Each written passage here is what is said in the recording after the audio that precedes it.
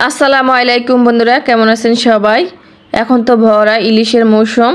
আর ইলিশ মাছ খেতে আমরা বাঙালিরা কিন্তু অনেক বেশি পছন্দ করি, সেটা যেইভাবেই রান্না হোক না কেন। আর সেটা যদি হয় এরকম সর্ষে দিয়ে তারপরে ভাপা, তাহলে তার কোনো কথাই নেই, একদম জমে ক্ষীর হয়ে যাবে। আর বন্ধুরা, আমি আজকে খুব সহজভাবে আপনাদের সাথে এই ভাপা রেসিপিটা শেয়ার করব। এখানে আমি নিয়েছি 5 পিস ইলিশ মাছ। অবশ্যই ইলিশ মাছটা একদম ফ্রেশ টাটকা দেখে নেওয়ার চেষ্টা করবেন। এখন আমরা একটা মশলা তৈরি করব। এর জন্য আমি দিয়ে দিচ্ছি এখানে 3 টেবিল চামচ হলুদ সরিষা, দিয়ে দিচ্ছি 4টা কাঁচামরিচ, দিয়ে দিচ্ছি লবণ। এখন আমি এটাকে একটা পেস্ট তৈরি করে নেব। আপনারা চাইলে কিন্তু শিলপাটাতেও বেটে এই পেস্টটা তৈরি করে নিতে পারেন। এখানে আমি একটা বাটি নিয়েছি ইলিশ মাছটা ভাপা দেওয়ার জন্য। এখন বাটিতে আমি কিছু সরিষার তেল মেখে নিচ্ছি, এতে করে আমাদের মাছগুলো আর নিচে লেগে যাবে না, খুব সুন্দর করে কিন্তু ভাপাটা তৈরি হবে। এখানে এটা একটা সাইডে রেখে দিচ্ছি। আর আমরা যে মাছগুলো ধুয়ে তারপরে পানি ঝরিয়ে রেখেছি সেই মাছগুলো নিয়ে নিচ্ছি। দিয়ে দিচ্ছি এখানে আমি লবণ, হলুদের গুঁড়া। এখন আমি লবণ আর হলুদের গুঁড়া দিয়ে মাছটা খুব ভালো করে মেখে নেব। এভাবে মাছটা আগে থেকে মেখে রাখলে কিন্তু মাছের ভেতরে লবণটা ঢুকে খুব ভালো লাগে খেতে। মাছটা মাখা হয়ে গেলে এখন আমরা দিয়ে দিব আমরা যে পেস্টটা তৈরি করে রেখেছি সেই পেস্টটা দিয়ে দিব। এখানে কিন্তু আমি সবটুকু পেস্টই দিয়ে দিয়েছি।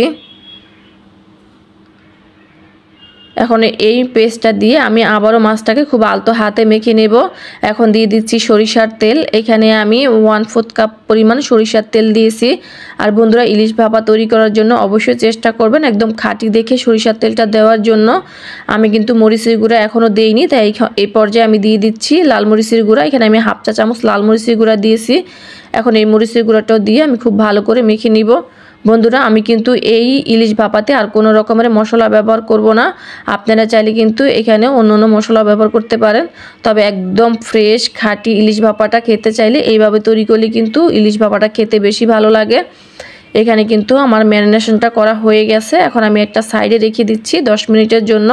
10 মিনিট রেখে দিলে মাছটার ভেতরে মশলাটা খুব সুন্দর করে ঢুকবে। ফিরে এলাম 10 মিনিট পর। আমরা যে বাটিটা তৈরি করে রেখেছি আগে থেকে, এখন মাছগুলো আমি সুন্দর করে বসিয়ে দিচ্ছি।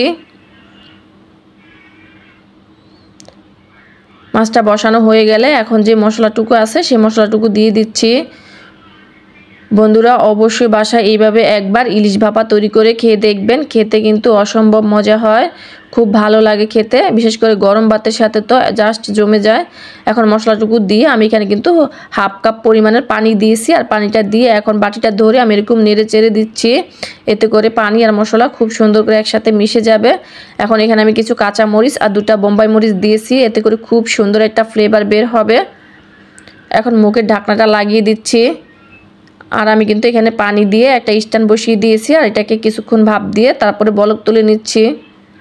এখন আমরা যে বাটিটাতে মাছগুলা দিয়েছি সে বাটিটা বসিয়ে দিচ্ছি। বসিয়ে দিয়ে এখন একটা ঢাকনা দিয়ে এটাকে রান্না করব আমি 15 থেকে 20 মিনিটের জন্য। ইলিশ মাছ হতে কিন্তু বেশি সময় লাগে না, খুব কম সময় কিন্তু ঝটপট এই মাছটা রান্না করে নেওয়া যায়। এখন আমি 10 মিনিট পর ঢাকনাটা খুলে নিচ্ছি আর মাছটাকে একটু চেক করে নিচ্ছি মাছটা কেমন হয়েছে। আমি আপনাদেরকে দেখিয়ে দিচ্ছি যে দেখুন, উপরে কিন্তু তেলটা ভেসে উঠতে শুরু করেছে। এই পর্যায়ে আমি মাছটাকে আলতো হাতে এভাবে করে একটু নাড়িয়ে দিব।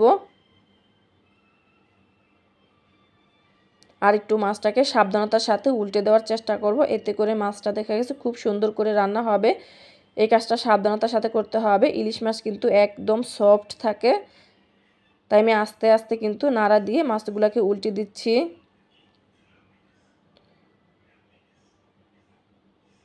মাছগুলো উল্টে দেওয়া হয়ে গেলে আবারও কিন্তু আমি বক্সের ঢাকনাটা লাগিয়ে দিব। লাগিয়ে দিয়ে এখন আবারও 5 মিনিটের জন্য রান্না করে নেব। ফিরে আসলাম 5 মিনিট পর। এখন আমি ঢাকনাটা খুলে নিচ্ছি। বিশ্বাস করুন, এত সুন্দর একটা ফ্লেভার বের হয়েছে এই বক্সের মুখটা খোলার সাথে সাথে। আপনারা বাসায় তৈরি না করলে বুঝতে পারবেন না, খুব সুন্দর একটা গন্ধ বের হয়েছে। আর দেখুন, তেলটা কিন্তু সম্পূর্ণ উপরে ভেসে উঠেছে। আমাদের ইলিশ ভাপাটা কিন্তু একদম তৈরি। আপনাদেরকে একটু পরিবেশন করে দেখিয়ে দিচ্ছি। মাশাল্লাহ মাশাল্লাহ, দেখুন দেখতে কত সুন্দর হয়েছে আর কালারটা কত সুন্দর হয়েছে। বন্ধুরা, আমার রান্নার ভিডিওগুলো যদি আপনাদের কাছে ভালো লাগে, প্লিজ বেশি বেশি করে লাইক কমেন্ট শেয়ার করবেন আর আমার চ্যানেলটাকে সাবস্ক্রাইব করে নেবেন। আল্লাহ হাফেজ।